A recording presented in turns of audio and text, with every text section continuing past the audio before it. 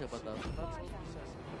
Parsha Baxia kembali dari combo lama dari Brand Esport. Ribo di samping pakai Parsha bro. Iya. Ini berarti langsung kayaknya. Segala sesuatu yang bisa kasih Instant. damage besar. Instant kill. Karena semuanya bakal diam di lantai di tanah. Lancelot berarti mungkin kayak berusaha untuk sakit. Tapi kali ini kita masih lihat peruntukan pick terakhir. Satu pakai. Please cepet. Apa? Sebut marksman ya? Bruno atau Queen. Bruno sih, Bruno. Kita Zilvana itu PR-nya. Ketika kita pakai Bruno, ketika kita pakai jungler di tengah, dia pakai Carry ternyata. Retribution dan carry. Oke, carry ini agak sedikit beresiko ya menurutku ya buat RRQ Hoshi karena dia dengan range yang bisa dibilang cukup pendek dan hanya akan mengandalkan Phantom Step. Belum lagi Hero Lock yang ada 2 lagi dan lagi untuk Brand Esport. Carry. Waduh. Carry Phantom atau Step. Kari.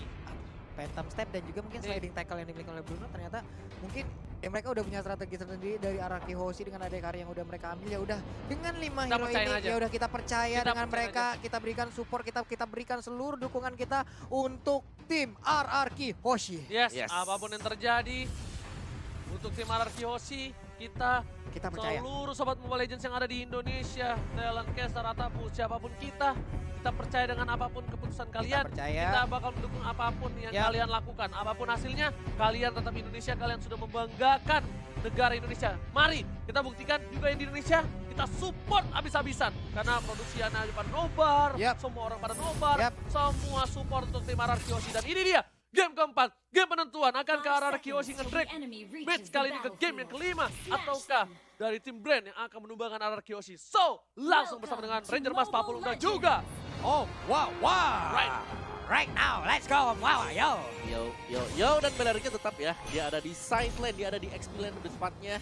Biar cepat buat dapetin level 4 tapi seperti yang Oji bilang tadi Ribo lagi dengan Parsha dia dengan side yang harus diwaspadai karena di sini ketika dia sudah masuk ke dalam level 4 dia bisa keliling dengan wings by wings untuk melepaskan Feather Ansang untuk membantu teman-temannya yang berada di lane yang lain karena rotasi dari Wow. hampir almost kali ini bakal ditumbangin sama seorang Finn, tapi ternyata Finn bakal coba di takedown. Masih ada satu buah yang kita harus ditinggalin. First ball didapatkan oleh seorang Lusty. Berisoke, tadi adalah inisiasi yang cukup gagal. Berisoke, no problem, masih bisa. Masih early game, 1 poin didapatkan untuk last bukan seorang Kaltezi. Iya, hampir aja tadi bisa mendapatkan untuk di arah purple buff-nya. Sin juga masih mengamankan ke area purple buff-nya. Tapi di bagian bawah untuk Ribo sendiri hampir aja bisa disikat habis. Sementara untuk Whisking harus balik badan dulu masuk lagi ke dalam outer turret yang dia milikin. Bener banget, bener bukan sembarang bener. Di sisi lain dari Pew bakal membuka vision dari R7. R7 sedikit kesulitan dan berhasil mendapatkan 1 buah jungle. Masih bisa. Dan di arah top lane dari Whisking, di arah bottom lane Whisking bakal coba untuk mengcover seorang Sin. Sin ingat dulu tuh dia player carry banget. Dia jago banget player carry, apalagi di season 3 langsung ada blessing ke arah belakang. Bakal coba diganggu, memilih untuk mundur dari seorang Sinnya. Bakal ngebuka vision Lusty, kali ini bakal dibonyokin. Gak boleh terlalu offside. Gak boleh terlalu offside dari seorang Lusty. Oke, sementara itu ada 3 player, 4 player langsung mengepung pergerakan dari Lusty. Tapi masih bisa digocek bersama lagi dengan Parsha dan mengeluarkan Feather Ice Ray gagal untuk mendapatkan 1 hero tersebut. Tapi ternyata bakal dicoba visionnya dibuka oleh seorang Lusty.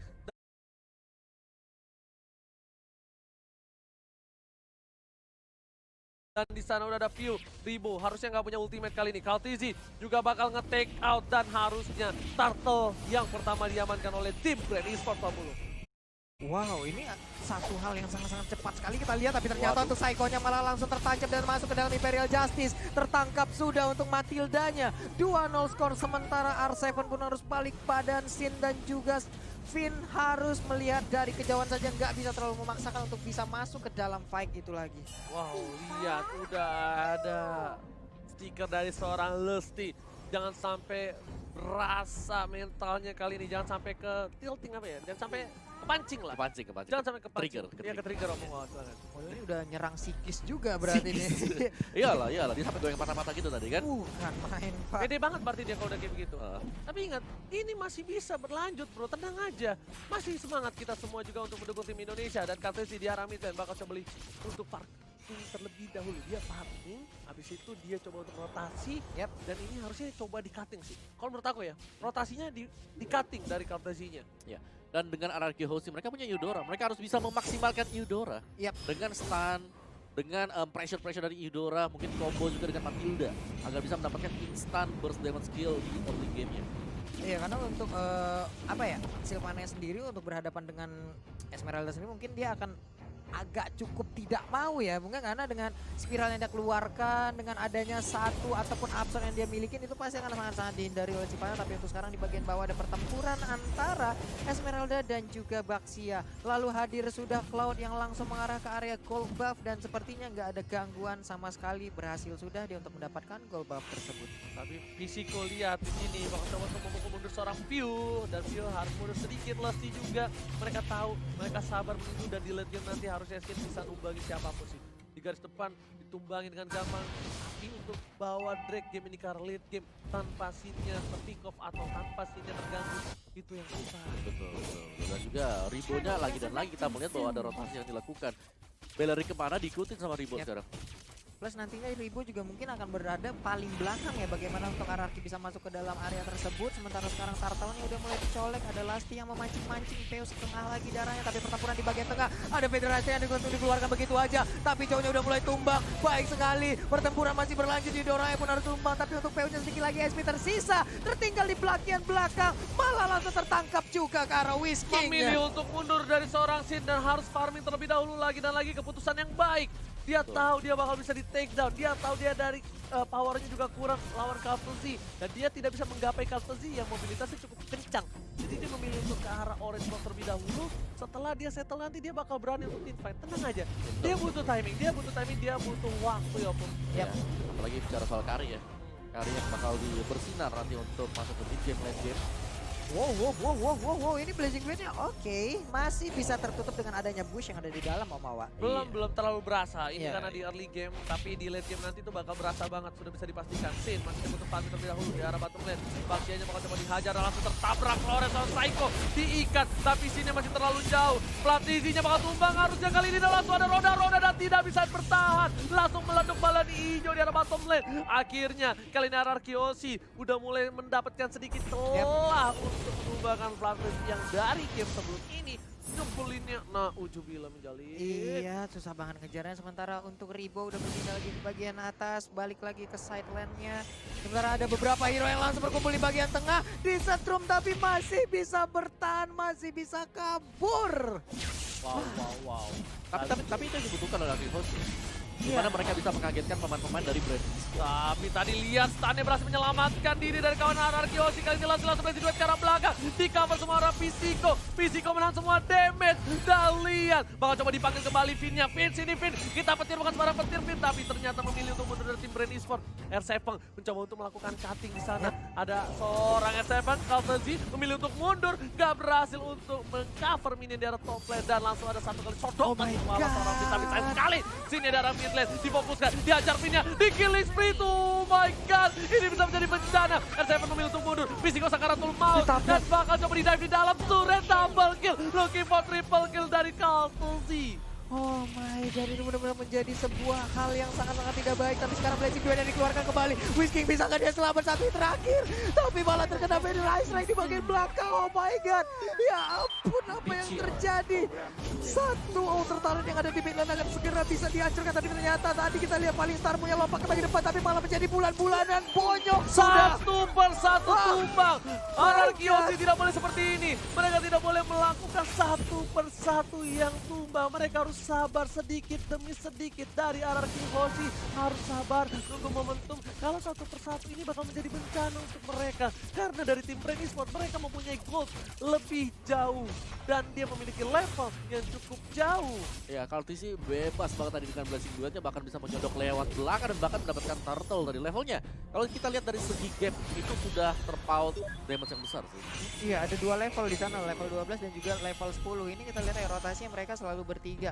Selalu dijaga seperti ini adalah hal yang baik. Hanya saja tadi di saat terculik satu, itu tuh merembet abis sampai ke player-player yang lainnya gitu Mawar. Soalnya yang kecil Sin. Iya, dan sekarang bisa turun lagi tapi ternyata masih ada support sekarang belajar dari dikeluarkan kembali. Sakit banget. Apakah kali ini bisa ternyata dia mati? Oh yes, yes, Akhirnya yes. KCZ tertumbang. Bakal coba dibalikan keadaannya. Platisi nggak bisa menghadapi untuk banyak. Langsung ada Sin di sana. Dirontokin. Gatot ada langsung hilang. Double kill dari seorang Sin. Ini dia momentum yang harus didapatkan oleh tim barang Kyoshi. Spin dibalikan keadaannya. Satu tertangkap, dua hilang. Sin gak ada yang cover. Sin memilih untuk mundur harusnya Sin. Karena kalau misal ada rebound Sin bisa di take down. Ini nggak boleh sampai keambil juga dari Sin ya. Dia harus pulang. Dia harus farming lagi.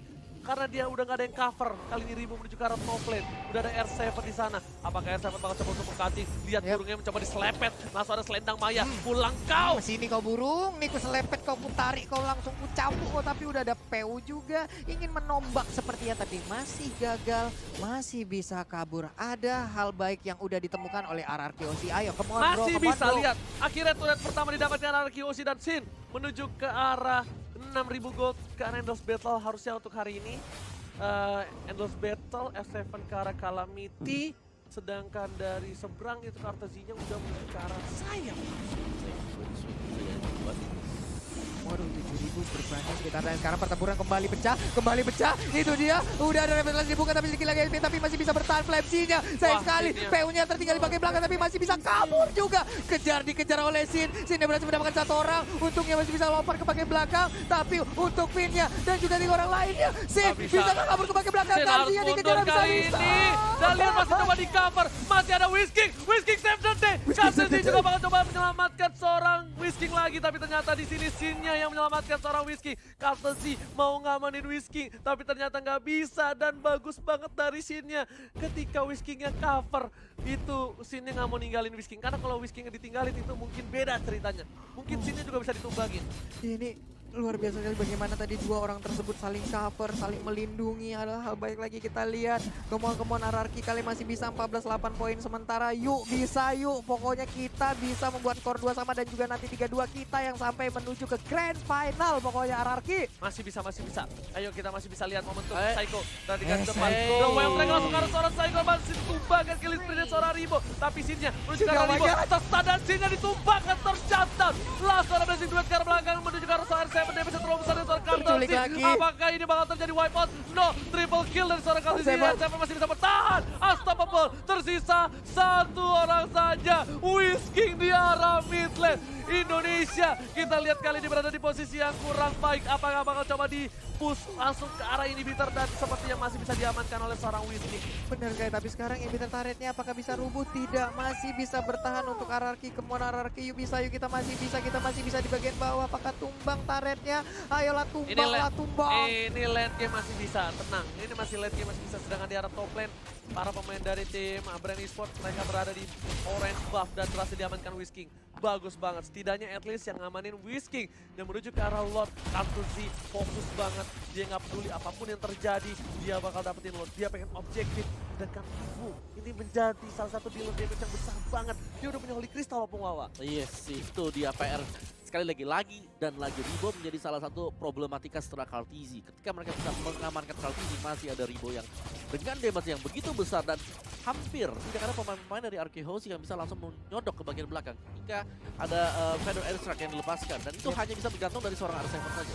Kalau sampai R7 juga bisa di-pick, wow, itu bakal PR banget karena dengan range yang dimiliki oleh Carry agak sedikit sulit untuk bisa masuk ke bagian belakang. Sudah dihadang terlebih dahulu di bagian depan oleh adanya Baxia. Oke, lihat RRQ Osi semuanya sudah berada di dalam base. Mereka nggak mau terlalu offset. Mereka bakal numbangin Lord terlebih dahulu. Mereka bakal fokus untuk menahan inhibitornya. Sedangkan itu Lord sudah mulai masuk. Oh, coba dihajar oleh seorang Sin. Sin langsung di arah midlane. Ya, cepat langsung blessing duet ke arah belakang. Mereka dari seorang Lord terlalu baik dan berhasil menumbangkan 1 orang poin. Fin di sana tertangkap. Sin yang nggak ada yang cover. Lihat Sin-nya masih bisa bertahan. Dan ternyata mau mundur seorang View. Sin-nya masih bisa bertahan. Memilih untuk mundur terlebih dahulu. Tapi Minion sudah mulai masuk. Menuju ke arah Fizz dari RRQ. Dan lihat para pemain RRQ berani berfokus. Dan dia nggak peduli apapun yang terjadi. Masih ada Berserker Gift. Tidak makan. Tapi Fizz-nya nggak bisa bertahan. This is apakah ini bakal diamankan? Masih bertahan. Tapi sayang sekali. Indonesia harus tumbang dan congratulations untuk Filipina berhasil memenangkan game yang keempat. 3-1. My Kemenangan bagi Brand Esports. Dan iya, dari Brand pressure yang masuk dari Brand sendiri, dimulai dari early phase-nya untuk pembukaan dan bahkan mereka menutup hanya memberikan 1 poin kemenangan. Ini kalau kita bahas soal Brand sendiri,